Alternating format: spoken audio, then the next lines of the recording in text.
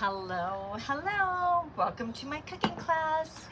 It's Jacqueline. It's 3 o'clock. I'm out on the deck. It's a beautiful hot day. I'm so glad I'm out here and not heating up my house, which is why I think you're going to love this cooking class today, because we are going to be making a meal outside. So I have been anyway, I'll share that I have a lot of recipes on my website, but one of the ones that I don't have is portobello mushrooms. So as soon as we've got someone in here, we'll get started. So for portobello mushrooms, I just wanted to give you a heads up on the actual portobello. So the portobello, of course, is a large mushroom. It's actually the same mushroom as cremini. Hang on a second.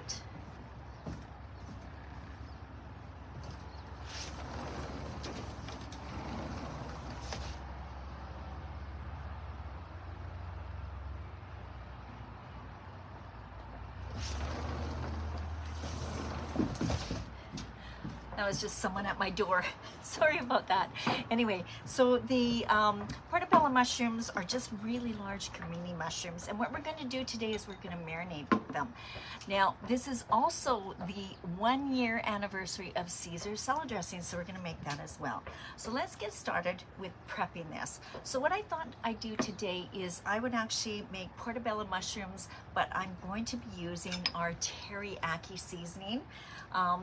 Of course, teriyaki being Japanese, it's not Chinese, it's Japanese, and it goes back, they believe, to about like 1608, I think I read. So it goes back a long, long way in time. Basically, teriyaki means to grill, okay? So season to grill. And so what we're gonna do is we're just gonna follow the recipe in the back of the jar. And to make this, I'm just going to use our little measuring bowls here. This is our medium-sized mixing bowl. And we're going to use our red pepper jelly. We're going to use 2 tablespoons. Time for another jar. Actually, you know what? Again, it's cooking. It doesn't have to be exact. This might be a little sweeter than the normal teriyaki, but I think maybe that was like 2¼ tablespoons. Next, what we're going to do is we are going to add some of our seasoning. So again, we're using our 4-in-1 spoon. Notice I had liquid in one. Now I'm going to use a dry mix and put this right inside. Make sure you shake it or mix it up so you get equal flavorings, because the density of the seasoning can affect where it sits in your jar, especially if it's been sitting in your cupboard for a bit. So I'll put in 2 tablespoons here. And then we also need to put in some soy sauce and some oil. So hopefully I grabbed my soy sauce out here. I did. That's great.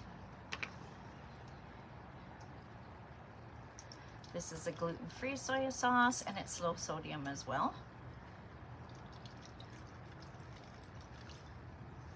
And the last thing that we're going to grab is a tablespoon of oil. And then we're just going to mix this up. Perfect. Wonderful. So we're also going to prep our portobellos. You cannot just throw portobellos on your barbecue. You got to do a little bit of maintenance on it. Anything worth having, actually, they actually say portobellos is the matriarch of mushrooms. So of course it would require a little bit of fuss. So what we're going to do is we're just going to take a look. This one I've already done, so I'm just going to set it inside the marinade right now. But what we're going to do is we're going to clean this up. So when you're looking for portobello mushrooms, look for ones that, actually I'm just going to use my scissors. I'm going to trim this, give it a haircut. I should probably put it over here so you can see what I'm doing. So I'm just going to trim off these loose little pieces because we're going to make portobello burgers, of course. And then we've got gills. So what are we going to do with the gills? We're going to remove them. Let's bring Bring my bowl over here. And we're just going to scrape out the gills. Now, there was a controversy, and isn't there always? You can't always believe everything you read, but there is some truth to it. But back in 2017, there was a fellow who got in a little bit of hot water because he actually was scaring people about not having portobello mushrooms, because he said if they're not cooked, it could kill you. Well, just so you know, there is naturally occurring formaldehyde in portobello mushrooms. So it is sort of important that you do cook them, because the minute you cook them, that is released. And why do we actually take off the gills? Like, is that the poisonous part? No, but it makes your food maybe a little bit more bitter, and also it will make your meal, if you're putting portobellos in, it'll make it look muddy. So now that we've got this done, we're just going to stick this in our little container here, and we're just going to soak these. And optimally, you would like to do this for about 20 minutes to a half an hour, getting this marinade. Now, I've already got this done, so I've got the barbecue going again because I'm going to cook some more. So I'll just make our other sides, and then we'll put this on the barbecue, and then I'll show you the finished product. I should also mention about the stems. Make sure you trim the stems because they can be a little woody, okay? So we'll just set this, let's just set it over here to marinate. All right, so what are we gonna serve with this? Well, how about teppanyaki and a Caesar, because it's of the 100th year anniversary. So our teppanyaki seasoning looks like this, and our teppanyaki is just as, oh my gosh, it's so delicious. Great for putting on anything, but it's going to be like my burger sauce for this portobello mushroom burger that I'm making. Again, the directions are right on the jar, super easy to make. So we'll pull out our small mixing bowl, and what we're going to do with this is, it says to make half a cup of sauce, stir in 2 tablespoons of the mix with 1/3 a cup. Let me dig. Trying to keep everything out of the sun. It's got to be, I don't know, it's got to be like 29 or 30 degrees here. It's a hot one, and I don't want to make everyone sick. So we'll just take our mayo. If you prefer, you could use yogurt. I just happened to open a big container of mayo here the other day and thought I should probably start digging through it. Okay, so there's our mayo. Next, we're going to add a tablespoon of water, some rice wine vinegar, some sesame oil, and the seasoning mix. So here we go. Taking our warm 1 spoon, we're going to put 2 tablespoons of this in.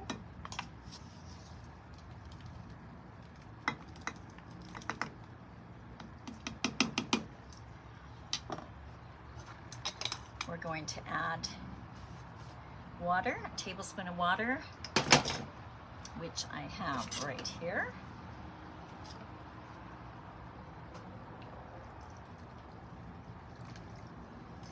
We're also going to add some rice vinegar, I believe it said.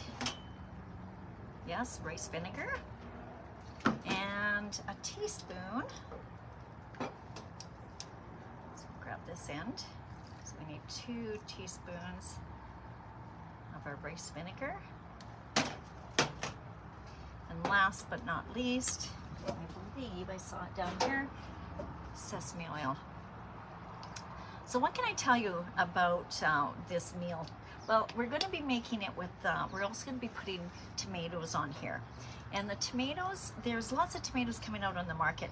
If you happen to have the option of finding beefsteak tomatoes, they are the creme de la creme. They're usually really hard to find, but they're the best ones for barbecues, in my opinion. All right, so we'll just give this a good stir, and this will be our teppanyaki sauce.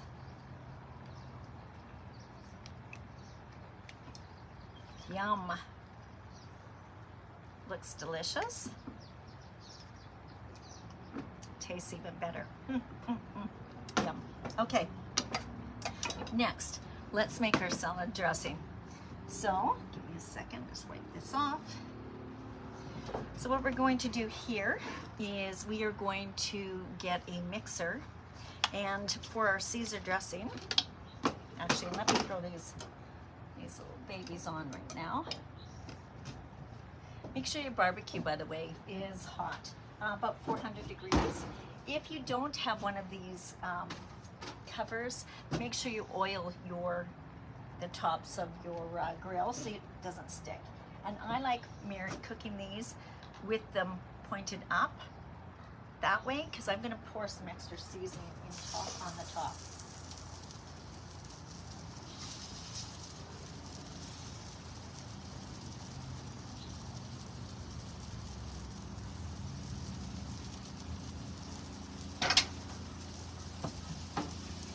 What we're going to do is we're going to time that for 6 minutes each side. Okay, so let's get the Caesar dressing going. Now, 100 years ago, today, which is why I decided to do Caesar. I was originally going to do a different dressing. So come back next week or the week after. I'm going to be doing a really cool spinach one. But I wanted to do this today simply because it was the anniversary. So again, the directions for our Caesar dressing is right on the back. Super easy to make. And just so you know, each jar will make at least 6 cups of salad dressing, but it's one family serving at a time. So what we're going to do here is we're going to put 2 tablespoons of the mix. Just got to turn this down. Here it's sizzling like crazy. 2 tablespoons of the mix. We're going to add a little bit of lemon juice, a little bit of olive oil, a little bit of milk, and away we go. So pulling out our spoon.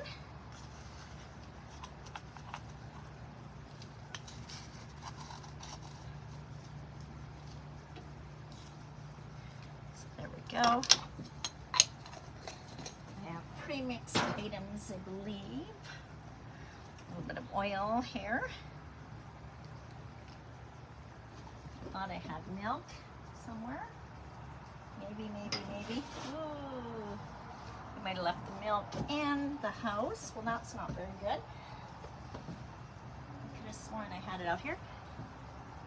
Okay, I'm sneaking back in, guys. Enjoy my view for a hot minute. This is not good that I wasn't that organized. Let me put my lemon juice in before I forget about that. And I'll be right back with my milk.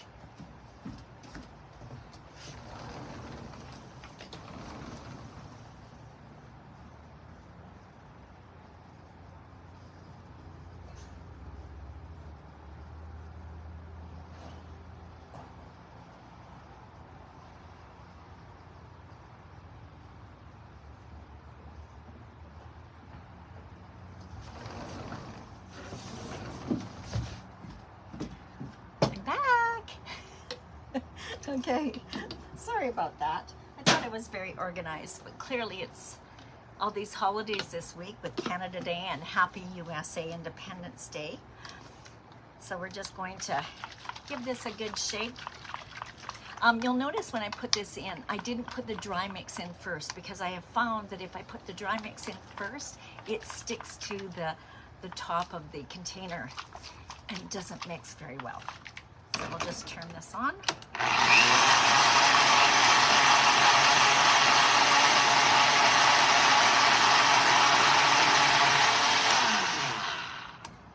All right, so that is our dressing. Okay, so let's see how this is going. I'm going to just, where's my spatulas? Flip these over now. Yum. Again, we're gonna cook that for about another 6 minutes. The last little bit, we're going to put on some cheese. And I'm just grabbing my tomato while I'm at it. And we're gonna be toasting some buns.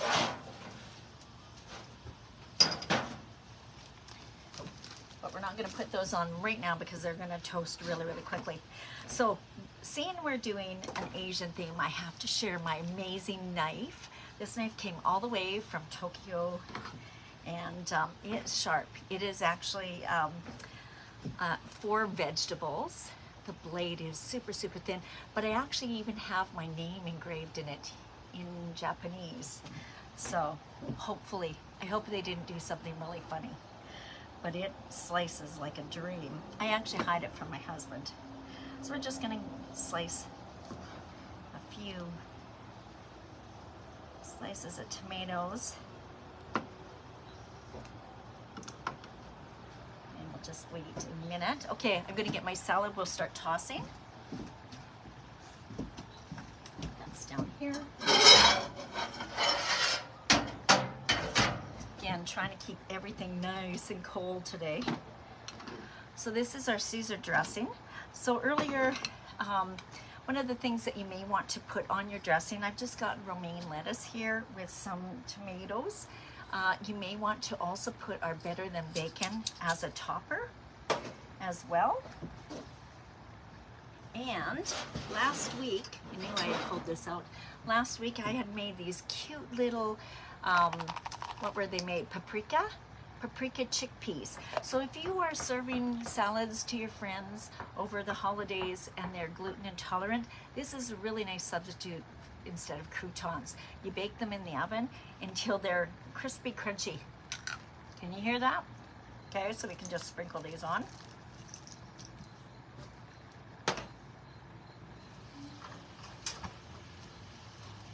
Okay, taking my, this is Swiss cheese. Now we're going to put our buns on here and just toast them a little bit. And this will only take a few seconds. Probably by the time I get this on my dressing. Dressing on my salad will be good. So there's our dressing. We'll just put this over top. We'll give this a toss.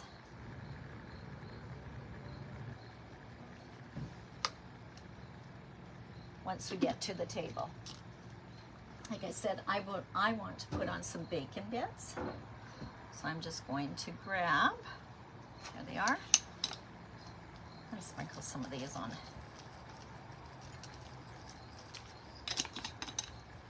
How's that looking for a salad so far? Yum. Okay, so this is probably almost done. Get a plate out here. Set this underneath so I don't have wilted salad.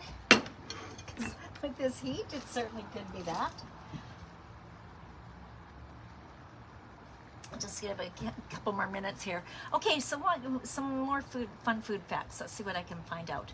So, do you know where Caesar salad was created? It actually goes back, hi Cindy, it actually goes back to Tijuana. Yeah, in 1924, on this day, Caesar salad was created. Apparently it was an immigrant from Italy who came to Tijuana and created it there. So how cool is that? I thought that was quite interesting. Of course, it has nothing to do with Caesar, all hail Caesar, and so on and so forth. Okay, so let's get our burgers ready. So we've got our buns, which are nice and toasted. Yum. Getting a spatula. No, but I brought a spoon. That'll work.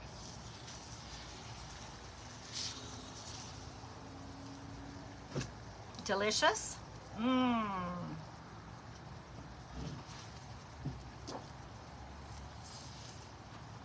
Ooey gooey goodness. Another reason why I like those things, because it just keeps the barbecue really a lot cleaner. So we're going to get some of this sauce, put it on our burger.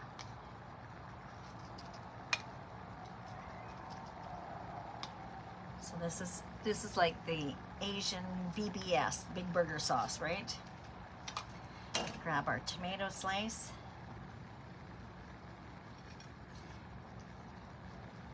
Put that on top. And there you have it, folks. Let me pull out that nice dressing so you can see how beautiful that looks.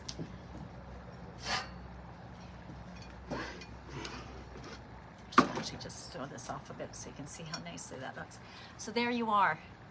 Portobello mushroom burgers. Try them. They are a great substitute for beef. You can usually find portobellos in your grocery store.